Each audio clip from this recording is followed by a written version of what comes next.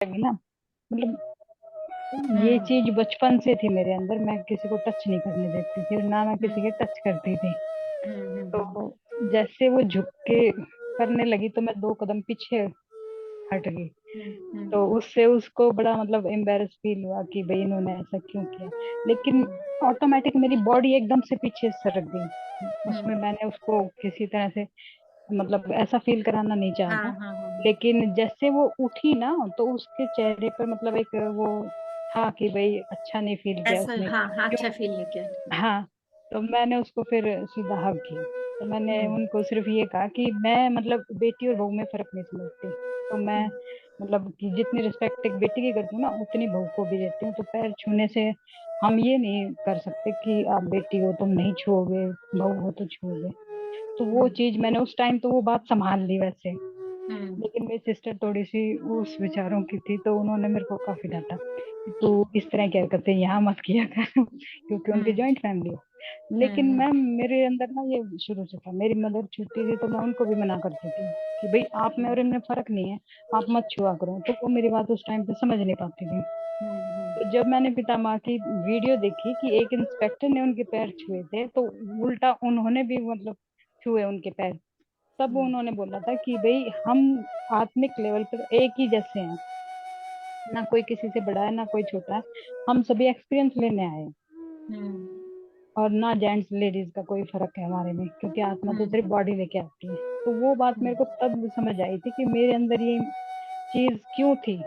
हम्म कोई ना कोई वजह तो मतलब पीछे से उनसे जुड़ाव रहा है, क्योंकि बचपन से मैं उनको देखती आ रही हूँ अपने सपनों के थ्रू।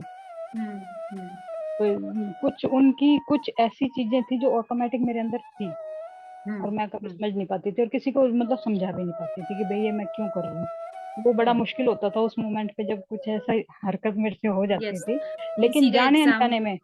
हाँ। हाँ, उसको इसी न का जान। एग्जाम्पल हाँ। सेम होगा हमारी लाइफ में। हम जैसे जैसे एज्ड होंगे, हमारे बच्चों की शादियां होंगी, बहू जमाई बिल्कुल। आएंगे, वो करेंगे, वो करेंगे। बिल्कुल। तो मेरे को उस जैसे समय कि मतलब पता लगा हाँ था इस चीज का अपना कि भाई मैं ऐसा क्यों करती हूँ। हाँ। वो जवाब मेरे को उस टाइम पे मिला था कि भाई मैं अंदर से वो चीज फील करती थी सबके लिए। मतलब मेरी सोल फील करती थी चाहे बॉडी एक्सेप्ट करे या ना करे।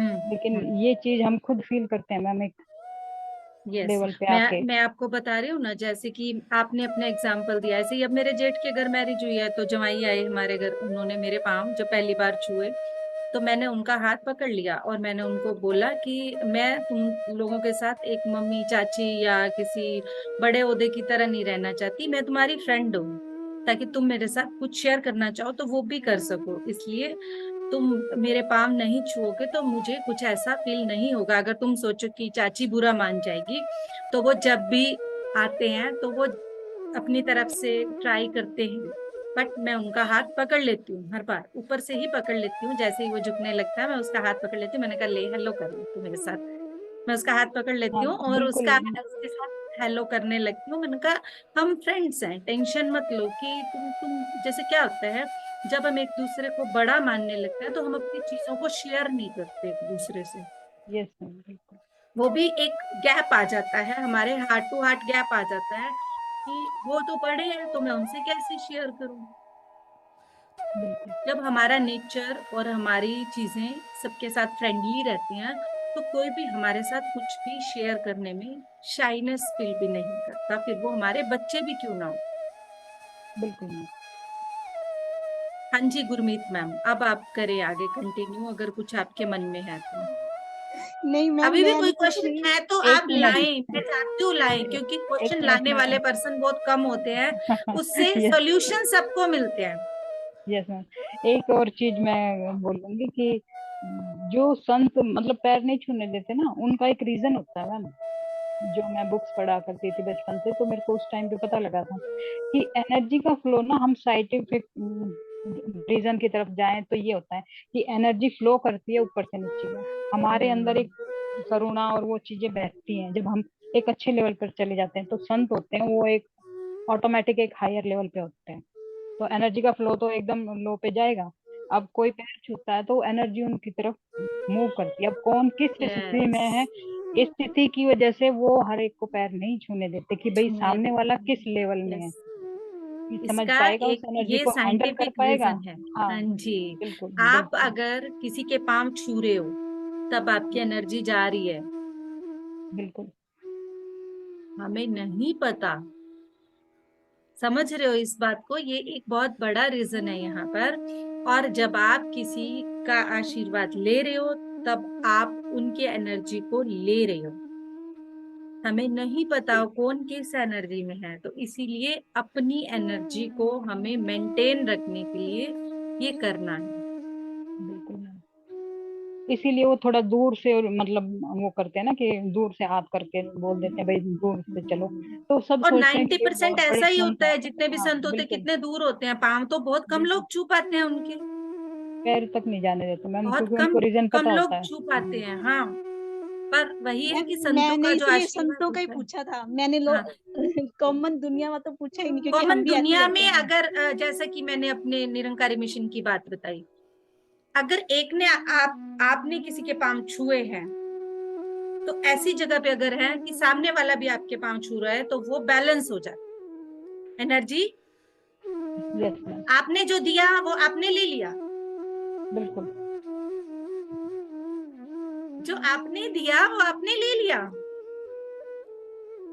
मुझे इसीलिए अभी तक अफसोस नहीं हुआ कि मैंने हमेशा ये सब किया है, क्योंकि हमारे यहाँ इंटरचेंज होता है, फिर चाहे वो मम्मी पापा भी क्यों ना हो, फिर वो चाहे हस्बैंड ही क्यों ना हो।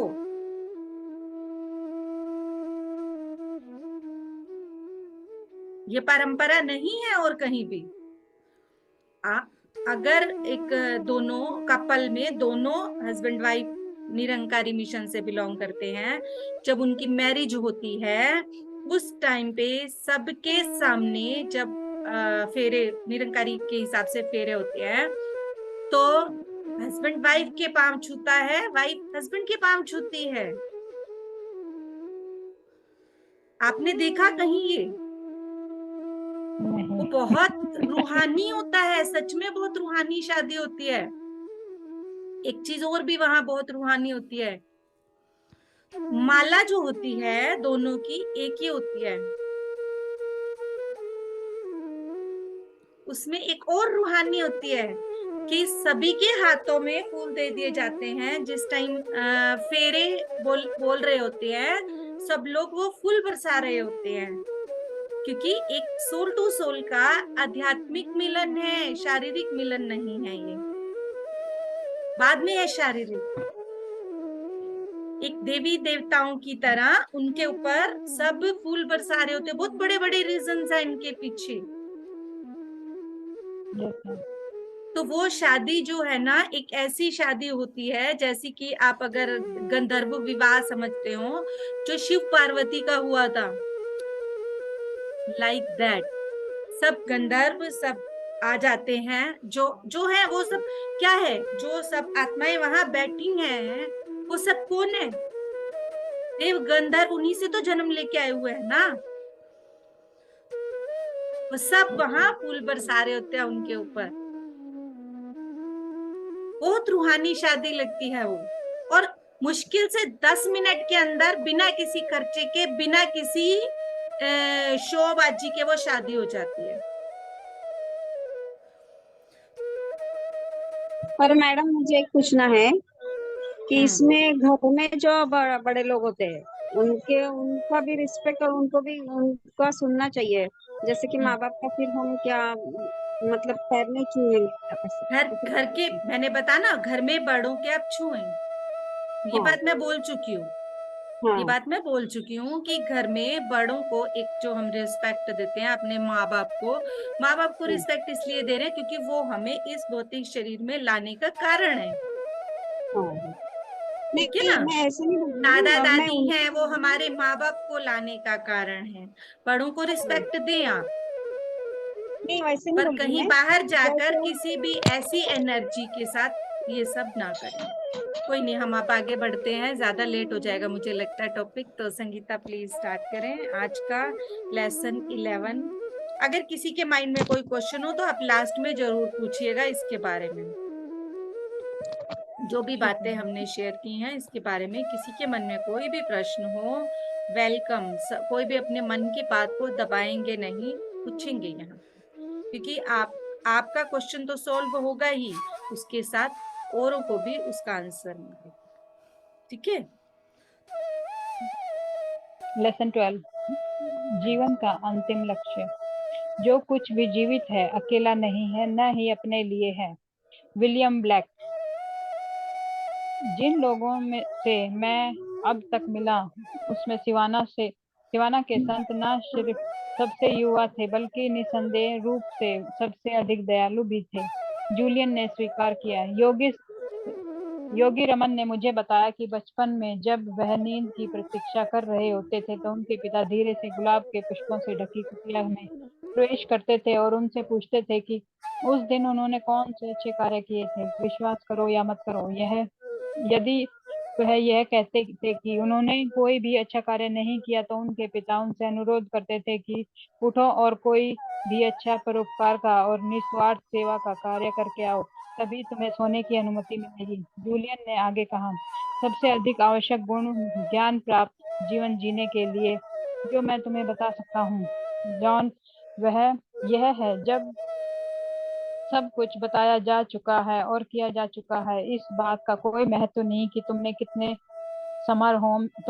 समर होम्स है ना, इस बात का कोई महत्व है तुम्हारे गैरेज में कितनी कारें खड़ी हैं। तुम्हारे जीवन की गुणवत्ता तुम्हारे योगदान की गुणवत्ता पर निर्भर करती है। क्या योगी रमन की कहानी में ताजा पीले गुलाब के फूलों से कोई संबंध है? निसंदेह इसका संबंध है। फूल तुम्हें चीन की प्राचीन कहावत की याद दिलाते हैं। वह यह है, जो हाथ तुम्हें गुलाब के फूल प्रदान करते हैं उनमें थोड़ी सुगंध हमेशा लगी रह जाती है। इसका अर्थ स्पष्ट है, जब तुम दूसरों के जीवन को सुधारने का काम करते हो तो तुम इस प्रक्रिया में अप्रत्यक्ष रूप से अपने जीवन का उत्कृष्ट करते हो। जब तुम प्रतिदिन छोटे मोटे परोपकार के काम करने के अभ्यास का ध्यान रखते हो, तुम्हारा निजी जीवन कहीं ना कहीं अधिक समृद्ध और अधिक महत्वपूर्ण होने लगता है। प्रतिदिन की पवित्रता और धार्मिकता बनाए रखने के लिए किसी न किसी प्रकार दूसरों की सेवा करो। क्या तुम्हारा सुझाव है स्वयं सेवा के कार्यों में लग जाऊं? वह एक बहुत सुंदर बिंदु है प्रारंभ करने के लिए, लेकिन जो कुछ भी कहने जा रहा हूं वह बहुत अधिक दार्शनिक है। मेरा सुझाव है कि तुम इस पृथ्वी पर अपनी भूमिका के लिए नया रूपांतरण अपनाओ। अब फिर मैं समझ में अब फिर मेरी समझ में कुछ नहीं आ रहा। शब्द रूपांतरण पर कुछ प्रकाश डालो। मुझे वास्तव में इसके बारे में जानकारी नहीं। रूपांतरण परिस्थितियों को, जीवन को साधारण तौर से देखने का सिर्फ एक तरीका है। कुछ व्यक्ति जीवन के गिलास को आधा खाली देखते हैं, आशावादी लोग इसे आधा भरा हुआ देखते हैं। वे उन्हीं परिस्थितियों का भिन्न तरीके से विश्लेषण करते हैं क्योंकि उन्होंने भिन्न दृष्टिकोण अपना लिया है। एक पैराग्लाइडिंग बुनियाद तौर पर वह लेंस शीशा होता है जिसके द्वारा तुम जीवन की बाह्य और आंतरिक घटनाओं को देखते हो। अतः जब तुम मुझे यह सुझाव देते हो कि मैं अपने लक्ष्य के प्रति रूपांतरण अपनाऊं, तो क्या तुम यह कह रहे हो कि मुझे अपना दृष्टिकोण बदल देना चाहिए? कुछ इसी तरह अपने जीवन की गुणवत्ता में नाटकीय सुधार लाने के लिए तुम्हें एक नए दृष्टिकोण से देखना होगा। तुम इस पृथ्वी पर क्यों आए हो? तुम्हें ज्ञात होना चाहिए कि जब तुम इस संसार में आए थे तो तुम्हारे पास कुछ नहीं था, और जब तुम इस संसार से विदा लोगे तब भी तुम्हारे साथ कुछ नहीं जाएगा। अतः तुम्हारे यहाँ होने का हो सकता है, और वह क्या होगा? अप, अपने को दूसरों की सेवा में लगाओ और महत्वपूर्ण तरीके से अपना योगदान करो। जूलियन ने उत्तर दिया, मैं यह नहीं कहता कि तुम अपनी मन बहलाने की चीजें नहीं रख सकते या अपने जीवन को दुखी गरीबों की सेवा में लगाने के लिए अपनी वकालत छोड़ दो। यद्यपि मैं अभी हाल ही में ऐसे लोगों से मिला हूं जिन्होंने बड़े संतोष के साथ इस रास्ते को अपनाया है। हमारी दुनिया बहुत बड़े परिवर्तन के दौर से गुजर रही है। लोग धन का उपयोग महत्वपूर्ण कामों के लिए कर रहे हैं जो उनकी आर्थिक स्थिति के आधार पर करते थे, आज उनका आकलन दूसरों के प्रति वचनबद्धता और भावनाओं के आधार पर करते हैं। शहर के संघर्षशील अंदर के क्षेत्र में रहने वाले गरीब बच्चों का बौद्धिक पोषण देने के लिए शिक्षक अपनी के लिए स्पष्ट आह्वान को लोगों ने सुन लिया है। लोग इस बात को जान रहे हैं कि वे यहाँ किसी उद्देश्य के लिए हैं और उनको पूरा करने में सहायता करने के लिए उनको विशेष उपहार मिले हैं। किस प्रकार के विशेष उपहार? ठीक वही जिनके बारे में मैं सारी रात तुमको ठीक वही जिनके बारे में सारी रात तुमको बताया है। बहुतया में मानसिक क्षमता, सीमाहीन ऊर्जा, असीमित क्रियाशीलता, अनुशासन का भंडार, शांति का स्रोत। सिर्फ इन खजानों का ताला खोलने और जन साधारण की भलाई करने के लिए इनका उपयोग करने की बात है, जूलियन ने कहा। मैं अब भी तुम्हारे साथ हूँ, कोई भी व्यक्ति भलाई कर सकता है। मैं सिर्फ यह कह रहा हूँ कि पहले तुम्हें संसार के प्रति अपने दृष्टिकोण को बदलना चाहिए, ताकि तुम स्वयं को एक अकेले व्यक्ति के रूप में देखना बंद कर दो और समूह के हिस्से के रूप में देखना प्रारंभ कर दो। इसलिए मुझे अधिक दयालु और भला बनना चाहिए। इस बात को समझ लो, सबसे अधिक भला काम जो तुम कर सकते हो वह है दूसरों को देना। पूर्व के संत इसे आत्मा को बेड़ियों से मुक्त कराने की प्रक्रिया कहते हैं।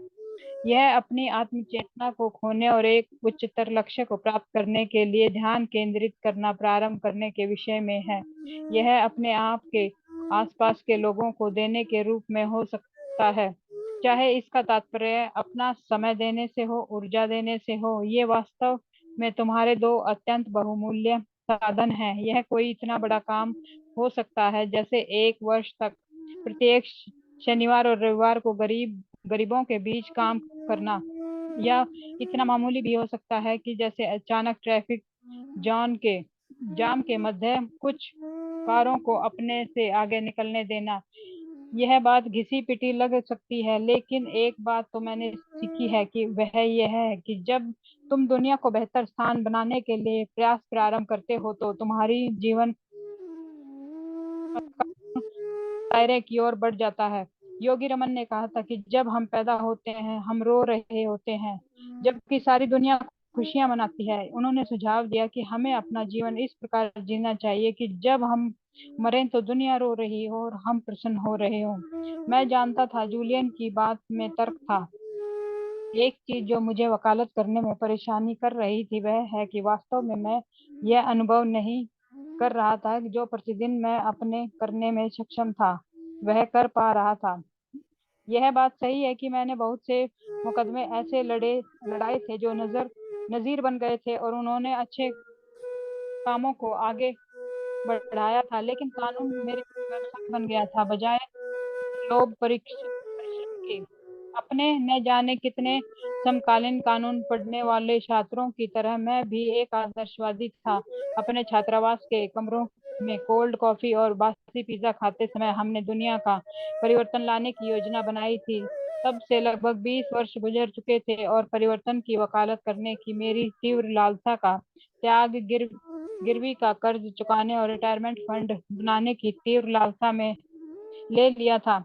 काफी समय बाद मेरी समझ में आया कि मैंने अपने आप को मध्य श्रेणी के कोकून ग्रह में सुस्थापित कर लिया था, जिससे मुक्त समाज से, और जिस समाज का मैं अभ्यस्त हो गया था मेरा बचाव किया। आओ मैं तुम्हें एक पुरानी कहानी सुनाता हूँ जिससे बात तुम्हारी समझ में आ जाएगी। जूलियन ने जारी रखते हुए कहा, एक बार की बात है, एक कमजोर वृद्ध महिला का पति मर गया। इसलिए वह अपने पुत्र, उसकी पत्नी और पुत्री के साथ के लिए चली गई। प्रतिदिन उस महिला की दृष्टि और सुनने की शक्ति कमजोर होती चली गई। कभी कभी उसके हाथ इतने अधिक कांपते थे कि उनकी प्लेट से मटर के दाने लुढ़क कर नीचे गिर जाते थे और कप से सूप गिर जाता था। उसका पुत्र और उसकी पत्नी इस गंदगी से बहुत परेशान हो जाते थे।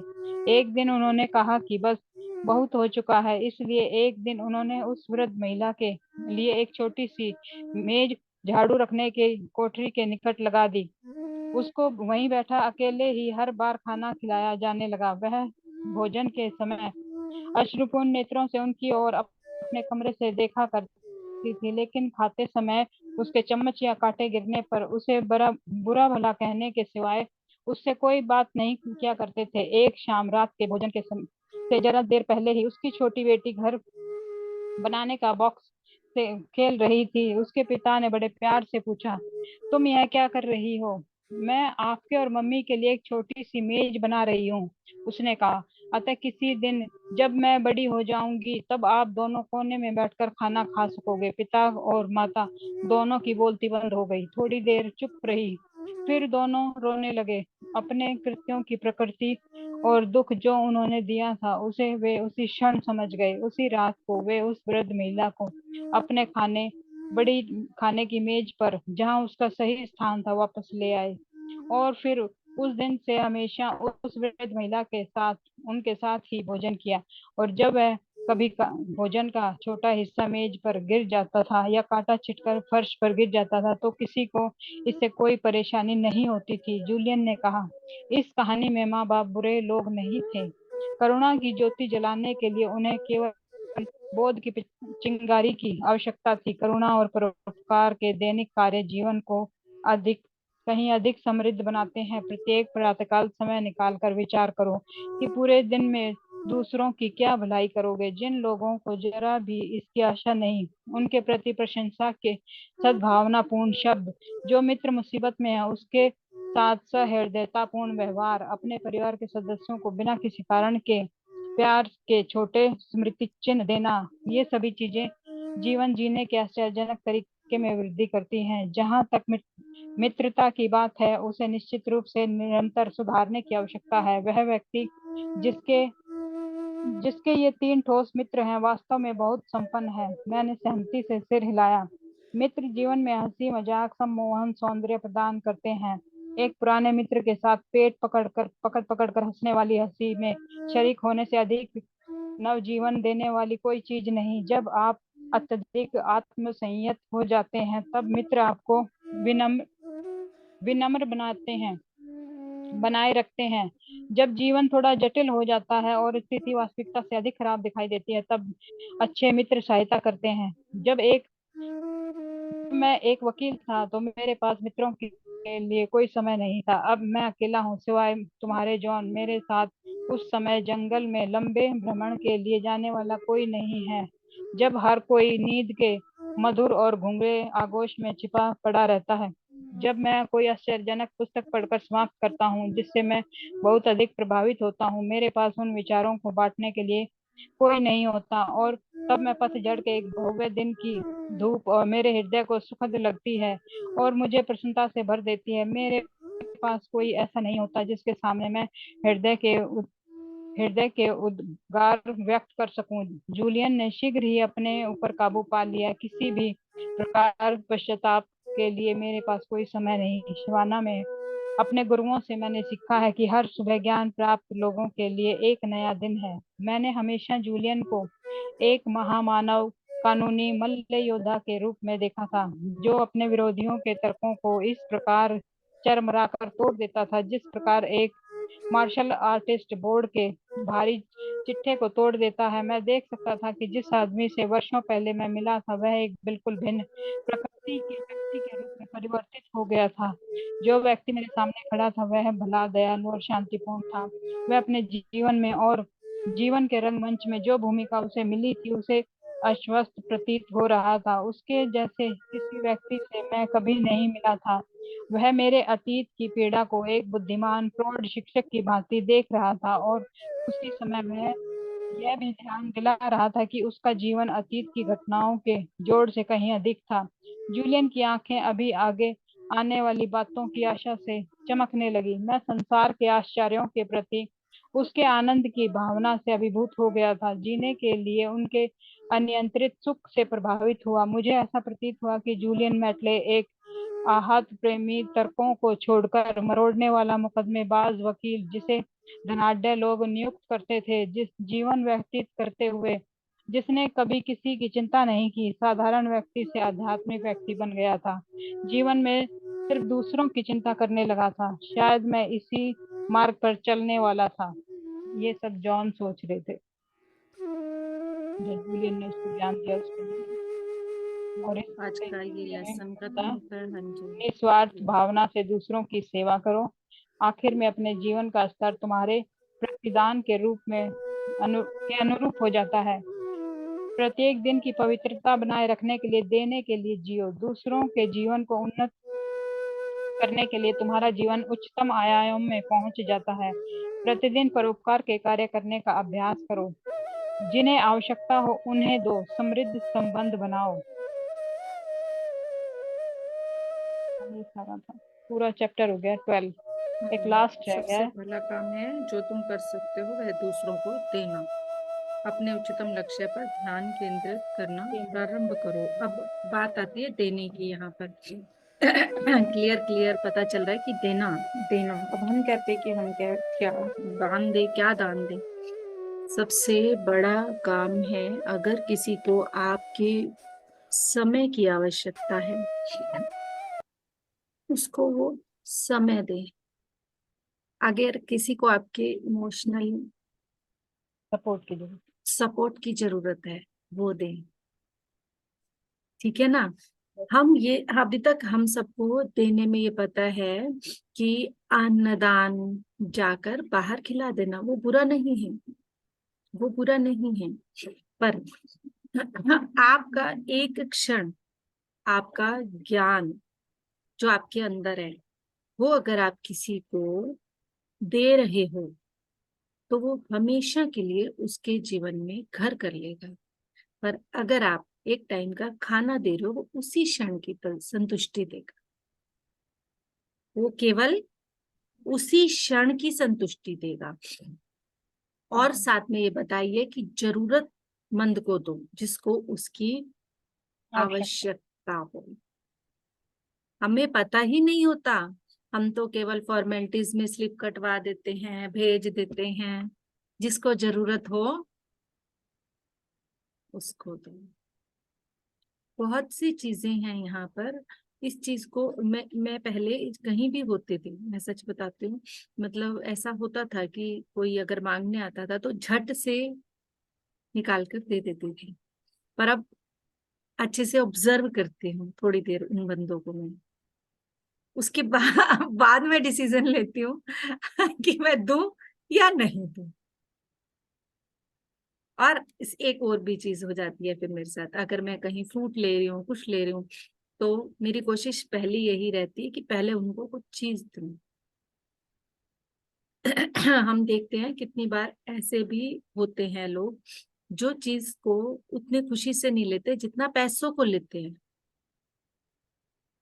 जैसे पर जिसको भूख होगी ना, जिसको सच में भूख होगी ना, वो उस चीज को भी उतनी ही खुशी से लेगा जितनी पैसों की जरूरत है। फिर बाद में चाहे आप पैसे भी दे दो, पर एक बार ऑब्जर्व जरूर करते हैं, उसके फेस से पता चल जाता है कि उसको आपके वो खाने की चीज देने से खुशी हुई या नहीं हुई। बिल्कुल। तो इन चीजों को हमें देखना है अपने जीवन में। देना कैसे है ये सिखाया इसमें, देना क्या है ये सिखाया इसमें। मैम इसमें परिवार का ये एग्जाम्पल दिया गया है एक छोटी सी स्टोरी के द्वारा कि हम्म परिवार से शुरू करो कि किसको हम्म तुम्हारे टाइम की जरूरत है, किसको नहीं है। जैसे अभी माँ बाप के प्रति इन्होंने क्वेश्चन डाला था ना, वो इस वीक के अंदर आ गया है स्टोरी के रूप तो में। ऐसा नहीं कहा मैंने कि माँ बाप को या बड़ों को सम्मान मत दो। अपने घर के बड़ों को सम्मान देना है, हमें देना है, बिल्कुल देना है। पर जब उस सम्मान देने, पैर छूने से ज्यादा जरूरी है जब उन्हें दवाई उनके साथ देनी है, बैठ वो के हम थोड़ा उनके साथ बैठ बैठ के के थोड़ा। समय बिताएं, वो ज्यादा जरूरी है। समझ रहे हैं ना सब। देखो बहुत डीप में बताई है उन्होंने तो चीजें यहाँ पर, अगर समझें तो बहुत डीप में बताई है चीजें। मैम इसके डबल बेनिफिट है हमारे। हाँ, एक मिनट सिर्फ। बेनिफिट ये कि हम जो कर रहे होंगे वो हमारे बच्चे देखेंगे। देखा बिल्कुल आपने, उसमें उस लड़की ने देखा। बिल्कुल। ऐसी ऐड भी आती है, ऐसी ऐड भी आती है। तो हाँ जी प्रिया जी। मैम ये पैर छूने का है ना जो संगीता मैम ने कहा है, ये मैंने सुना हुआ है। और हम्म, जो ये गुरमीत मैम बोल रही है कि कहीं पर हम जब पैर नहीं छूते तो दूसरे हर्ट हो जाते हैं, दूसरे कहेंगे बहुत ईगो है ये। हाँ तो हाँ हाँ। आज आजकल उस वे में कोई पैर नहीं छूता कि हमारी एनर्जी एक्सचेंज होगी। घुटनों से नीचे कोई झुकता ही नहीं है। एक्चुअल में हमारे पैर के अंगूठे में जो राइट हैंड का जो पैर का अंगूठा होता है ना मैम, उसको दोनों हाथ से टच करें तसल्ली से, उसको फिर माथे पे लगाएं, तब वो एनर्जी हमारे आएगी और जाएगी। इतना तो किसी के पे टाइम ही नहीं है मैम। घुटनों से ही वापिस हो लेते हैं। तो इसलिए जहां ये तो छूना बिल्कुल पड़े तो छू जाओ, मतलब। और जो ऋषि संत पहुंचे हुए हैं वो तो अपने पास तक आने ही नहीं देते। बिल्कुल नहीं देते मैम। जो पत्री सर थे वो उन्हें मालूम है ना उनके पास क्या था, वो किसी को पैर के पास पहुंचना है उनके लिए मतलब एक अलग बात थी, आ ही नहीं सकता नहीं, था ऐसा कोई। नहीं है कि वो आ नहीं सकते थे। मैं बैठी रही हूँ उनके पास। जब मैं एक ही बार मिली हूँ, उस एक बार में मैं 20 मिनट उनके पाँव के पास ही बैठी रही हूँ। उन्होंने बट देख लिया ना मैम। मैंने पाँव नहीं छुए थे, मैंने सिर्फ टांगे दबाई थी। मैंने हाँ मतलब पाँव नहीं छुए उनके, पर सिर्फ टांगे दबाती रही थी, क्योंकि उन दिनों में वो बीमार चल रहे थे। तो कोई मतलब शोल्डर्स को प्रेस करके, कोई हाथ पकड़ के, कोई तो उनके हाथ को दूसरे पार्टिसिपेंट ने, मास्टर ने पकड़ा हुआ था, और तो मैं उनकी टांगे दबाती रही थी। और जब तक उन्होंने खुद नहीं रोका, मैं नहीं उठी वहां से। मैम, अगर आप समझो तो आपने क्या किया है पता है? मुझे पता है। वही वही एक बहुत बड़ा मेरे जीवन का परिवर्तन का दिन एक था। तो आपने उनकी सेवा की है एक तरह से देखें तो, लेकिन अगर देखा जाए तो पैर कौन दबाता है? जो लक्ष्मी की एनर्जी में होता है ना, हम्म क्योंकि ये बांसुरी बजाते थे तो नेचुरल है कि विष्णु इनका जो भगवान इंकारनेशन है लक्ष्मी। वो भगवान विष्णु से था, हम्म तो इसीलिए वो पैर नहीं टच करने देते, लेकिन पैर दबवाते थे। हम्म आपने ही नहीं, कई मास्टर ने दबाए होंगे, हम्म हालांकि मैं तो कभी मिली नहीं हूँ, लेकिन वैसे उनकी हम्म एनर्जी से मैं बता सकती हूँ ये चीज।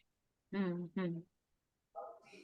तो तो मैम जिसको इसलिए मतलब जो ग्रहण करने की क्षमता में आता था उन्हीं से वो पैर दबवाते थे मैम।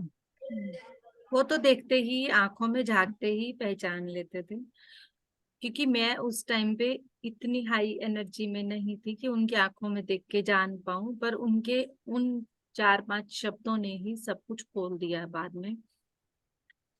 4-5 शब्द और वो 10-15 मिनट जो उनके सानिध्य में बीते थे। क्योंकि बाहर काफी लोग वेट कर रहे थे, तो उन्होंने 15 मिनट बाद खुद बोला कि बस अब जाओ।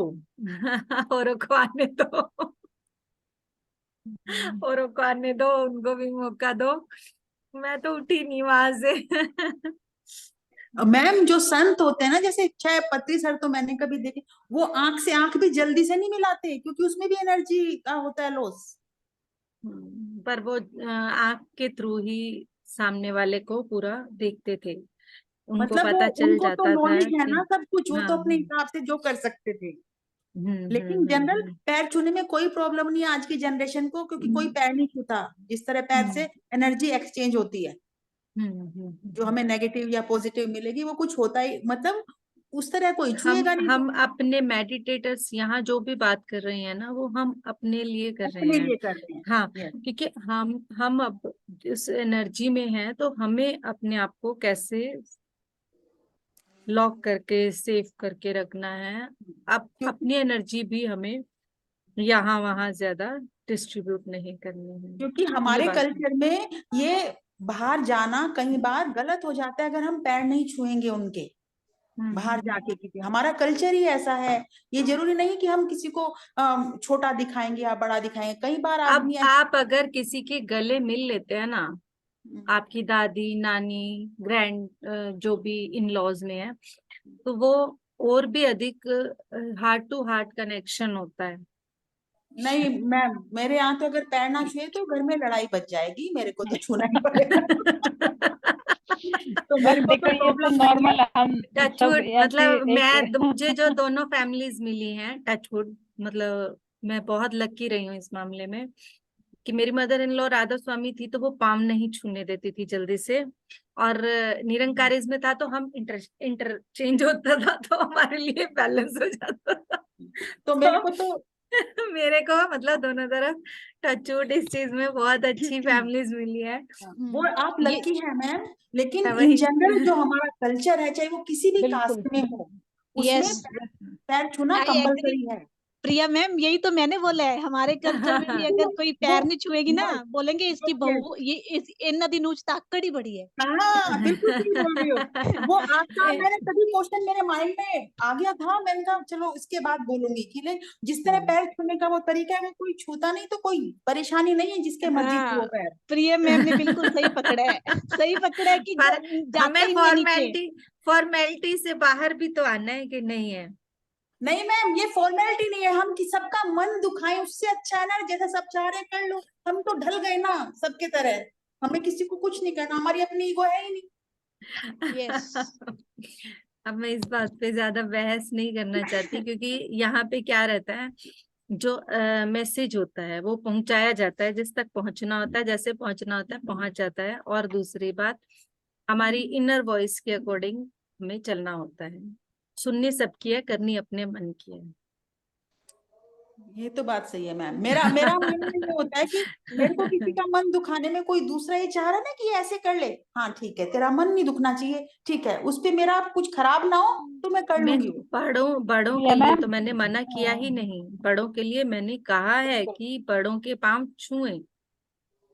प्रिया मैम, ये बात आप हर किसी को खुश तो नहीं कर सकते ना, 2 को करोगे 4 तो मुंह नहीं, सुझाएंगे, बड़ों तो के ये पांव सोचो ना कि छुएं, हाँ, बड़ों को बड़ों तो के छू पांव सकते हैं। छुएं, मैंने ये मना नहीं किया। बड़ों के पांव छूने से मना नहीं किया गया। आप ससुराल में हैं, जो आपके घर के बड़े हैं, आप उनके कारण, आपका ये परिवार है, आपके एंसेस्टर्स हैं वो, आप उनके पांव छुएं।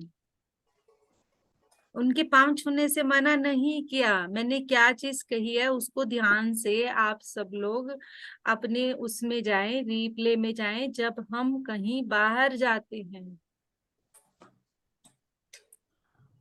मैम मैं तो गुरमीत मैम के किसी क्वेश्चन सभा को में according जाते बोल रही हैं, हूँ। हाँ। हाँ, उसी सभा में अगर एक गुरमीत मैम अकेली खड़ी हैं और सब वो काम कर रहे हैं तो वो भी गलत है, लेकिन उसको पैर छूने का तरीका वैसा है कि अगर छू भी लेंगी तो कुछ फर्क पड़ेगा नहीं।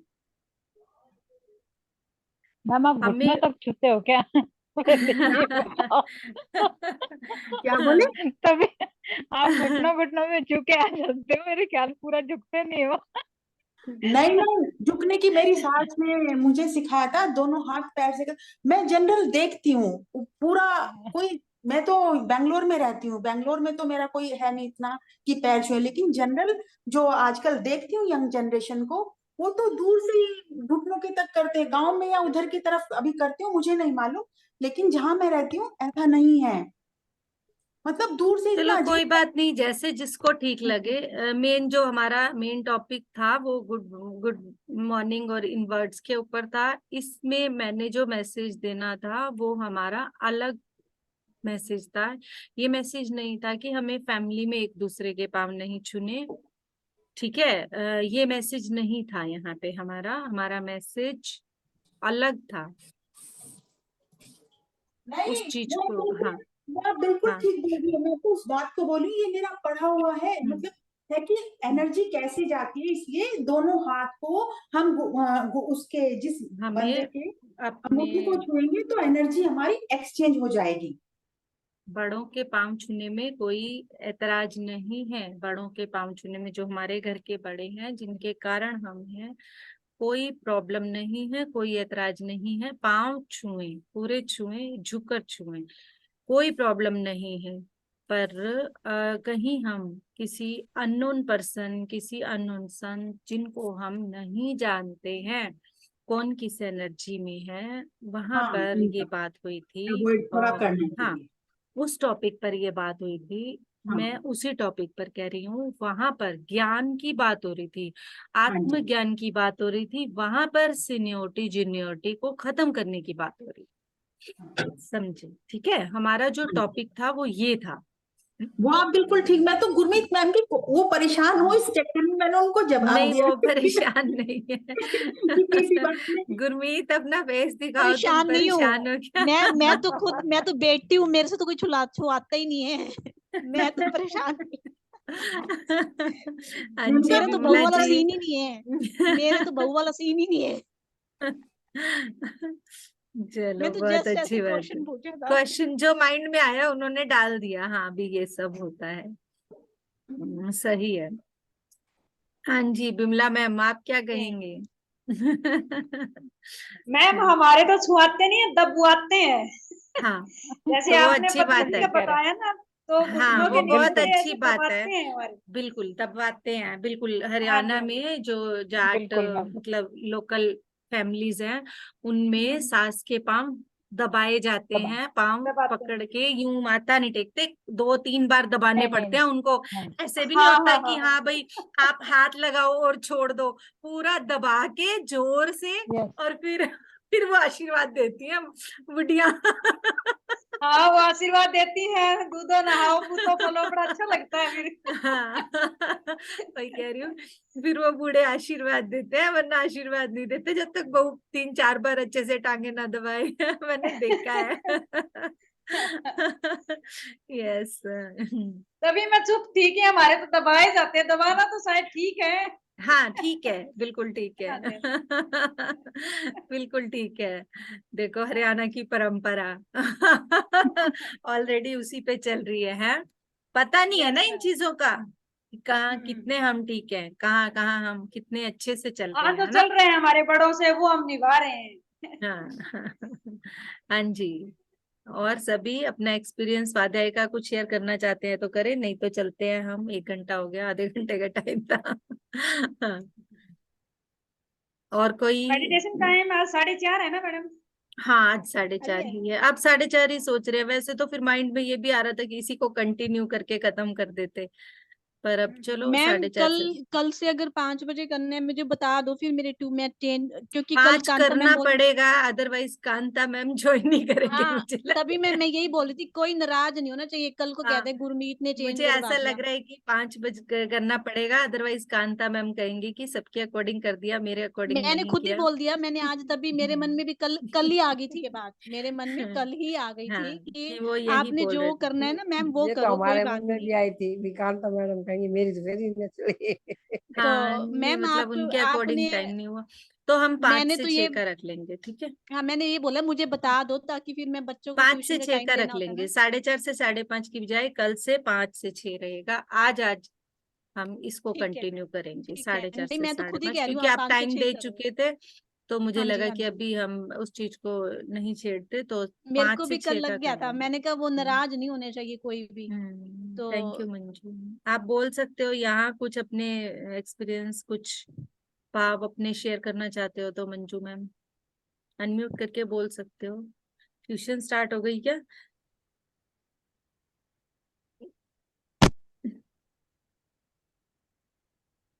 हाँ जी बोलो।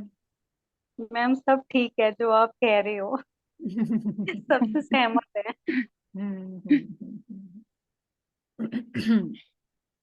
बिल्कुल। हमें अपने इनर वॉइस को सुन के ही करना है, जो भी करना है। सुननी सबकी है, करनी अपने मन की है। मैं यहाँ भी ये बात भी साथ में कहूंगी। यस मैम, मैं भी यही सोच रही थी, सुनो सुनो लेकिन करना वही है जो अंदर से करना आवाज है जो आएगी। अपनी इनर वॉइस आए, बस। यस यही चीज तो पितामह ने कही है ना, अपो दीपो भव। Yes yes. आपके आत्मा से जो आवाज आए आप वही करो। इसीलिए स्वस्थ रहो, मस्त रहो। हंसते रहो, खिलखिलाते रहो, ठीक हाँ है? वही। रहो, चलो। हंसाते रहो। हाँ बिल्कुल बिल्कुल। चलो मिलते हैं फिर 4:30 बजे, आधे घंटे के बाद। छोटे से ब्रेक के बाद। Okay ma'am, okay. Thank you ma'am, thanks a lot. Thank you.